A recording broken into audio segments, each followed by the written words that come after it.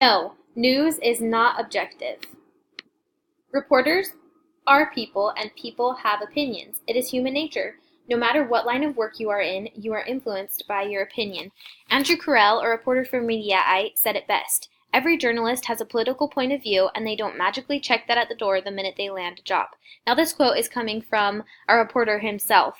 And I would go as far to say as it's not just political point of views that influence reporters, but any opinion that they've formed throughout their life can really influence what they are writing and giving to the public. Now, I found a real life example that really illustrates this idea that news is not objective. Sometimes bias in the news is easier to spot than you may think. Before even reading a story, you can detect the bias of an article in the headline.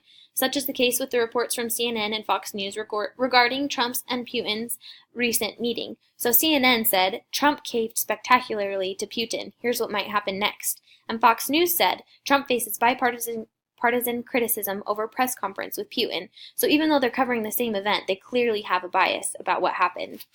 And here are the sources I used. Thanks for watching.